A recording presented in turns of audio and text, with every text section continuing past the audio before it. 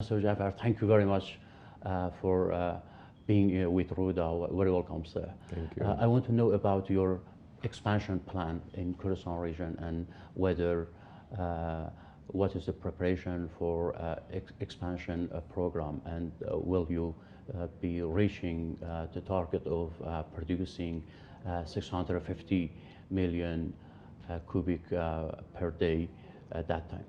Thank you. It's good to be here. Good to be with Rudaw again. So, as you know, we've been producing now, alhamdulillah, continuously since 2008. Our current production is about 450 million cubic feet per day of gas, plus condensate and LPG. We have announced an expansion plan, the next phase of which is to add 250 million cubic feet per day. It was supposed to have happened by the beginning of next year, 2022. Due to the coronavirus pandemic, we had 1 year delay where we could not proceed with the construction. We continued with the work in offices, of course, with engineering, some procurement, but the construction was delayed. We have now, alhamdulillah, cautiously but optimistically lifted the stop that was on the project, agreed this with the KRG, with our contractor, and we are now on target so far, touch wood, inshallah, to be implementing that by April of 2023. Yes. So in 2 years from now. And we are taking all steps to try to do it as quickly as possible. Yes. It's about $600 million for this phase, part of ongoing expansion projects. Of course, there is still coronavirus. There are still some challenges, not only here, but globally with supply chains. Sometimes our contractors may have an issue, whether it's in UAE or in India. Some of them have their own suppliers, for example, from India.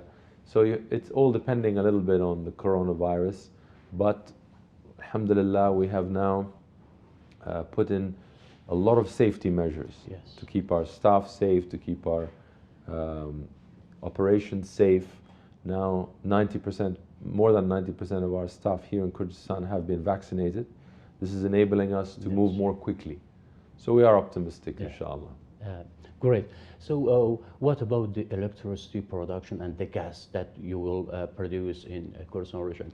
Do you think that this extra gas can be put on electricity station in Kurdistan region, and even to solve the part of problem of electricity in Iraq?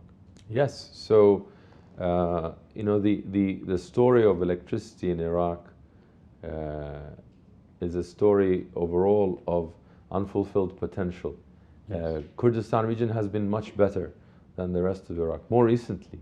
And actually we have a family history. My grandfather, Dr. Ziya Ja'far, in the 50s, when he was Iraqi Minister of Development, he opened the hydroelectric dams in Dokan and Darbandi Khan, yes, here in Sulaimaniya Governorate in 56 and 58. Yes.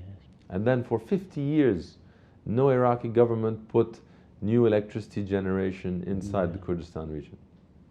Since the fall of the regime and the new investment climate, which the KRG installed with the law and contracts, there's been more investment, mainly in the oil, but we focused on the gas. So this enabled us to invest more than $2 billion so far. We have plans to invest another $1 billion just in the next few years, significant expansion. And we took the electricity from a few hours a day up to much better than that, depending on where. Now, of course, we are on the gas side. There are very good, well-known local companies. We should mention Mass Global and Qaywan and Car, which are doing the power stations. You need both. Yes. It's all private investment, which is what has enabled it to move quickly. We are confident that the gas expansion plans we have in place will enable, inshallah, 24-hour electricity in the Kurdistan region. The main supply hubs now are in Erbil and Sulaimaniya. There is also the Hawk. There is a power station Yes. there, which is waiting for gas, and that will be a future step as well. We have discovered, thanks to our investment, enough gas resources in the fields of Khormor and Chamchamal to meet the full needs of the Kurdistan region, not only for electricity, but to support local industry. And then surplus can be sent, whether it's to other parts of Iraq or even export markets. Kurdistan region can be a major gas hub, and this is also the vision of the KRG.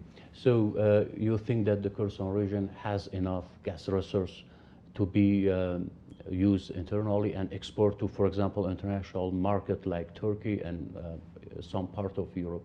Yes, the region, I mean, we have proven up reserves, 15 trillion cubic feet, but potential resources of 75 trillion cubic feet.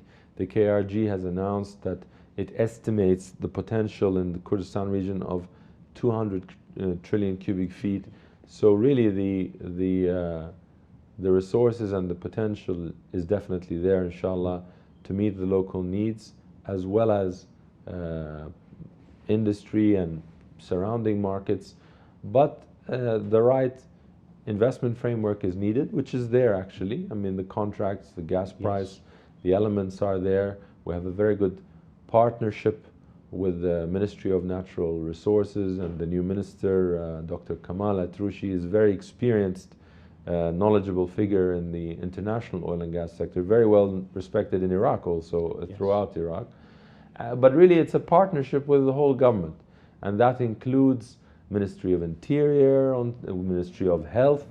We are proud to announce today actually that we are finalizing, inshallah, with the Ministry of Health, donation of 100,000 COVID vaccines for the Kurdistan region.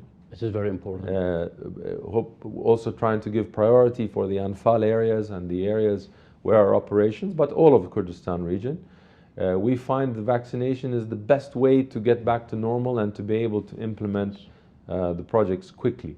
And we've been focused on that. We've had also very good partnership with the Governorate of Sulaimania, with the the mayoralty, Maqam of Chamchamal, and we're honored to have the governor and the mayor, as well as the deputy minister Ahmed Mufti here with us today for the opening of this office. It's really a long-term partnership, and that is what is needed. At the same time, it's important to move quickly because markets are changing, international and regional markets are changing. So now is the time to move. Yes, United States always actually within a couple of years ago has always encouraging Iraqi government to use Kurdistan region gas resources, and also encouraging internationally to develop the Kurdistan gas reserve. And in what extent Kurdistan Petroleum or Dana Gas are part of this initiative? And do you think it is a very realistic point of view that Kurdistan gas to be used as a replacement for importing gas by Iraqi government? So Iraq overall really has no need to be importing electricity or gas. It's a short-term thing, as the government in Baghdad has said, but it requires development of Iraq's own resources. The U.S. Department of Energy commissioned a study on the gas potential in Kurdistan, and they interviewed us. We gave our input on that study, as did other companies. The priority should always be for electricity generation, because that's the highest and economic value for any country to use that gas, and especially when you are replacing diesel, because diesel is more expensive and more polluting. So the U.S. government has focused on this issue of that Iraq should be self-sufficient with its own energy. It doesn't make sense when you have so much energy not to be making use of it.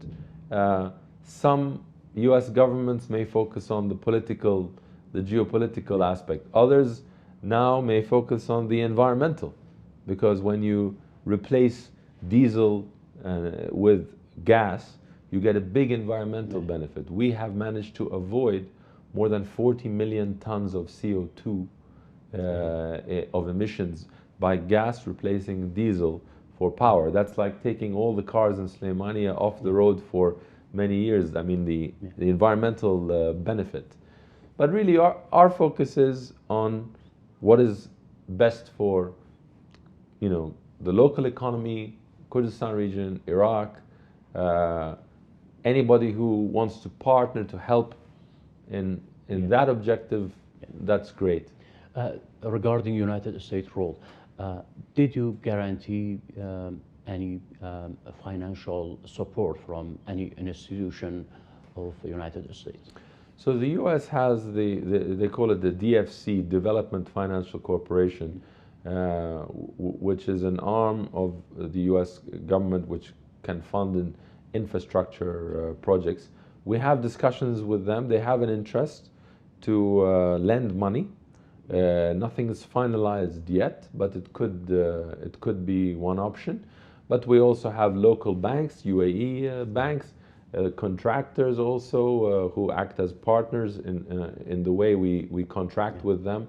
So there are many options, and because of the large amounts to be invested, we have to look at many options. You cannot only have one option. Yes, you talked about environment impact, and you have been a speaker, international speaker regarding the environment agenda, and I want to ask you about the net zero emission policy that it is now in international arena. So how your company actually face this policy, and how is your detailed plan and program regarding reducing the emission? Yes, so we have actually reduced our carbon intensity significantly. It's now less than half of the industry average. At the same time, our gas flaring we have reduced significantly down to 0.5%, and we're pushing that even further down to 0. And we are actually studying ways to offset the remaining emissions to achieve net zero. And we hope to announce on that in the future. Now, because we are gas and our condensate that we produce looks like this, is light and the clean product.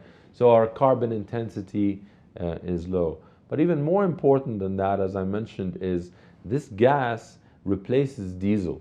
So without it, you would be burning diesel. So actually, it's net negative in terms of the impact on the economy.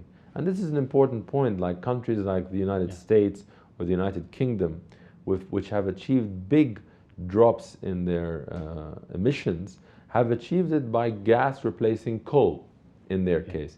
Here in the Middle East, coal is not so common as a fuel, but liquid fuels, mazout and fuel oil and diesel, these are the common burn fuels. So if you can use gas to replace those, you have an immediate saving of cost. Yes. And our investment of 2 billion has achieved maybe 10 times more savings for the KRG in terms of fuel costs since we started producing in 2008, but also in terms of the CO2 emissions and the impact on climate change. Mr. Jafar, thank you very much for being in Rudaw. Thank you. Good to be with you. Thank you very much.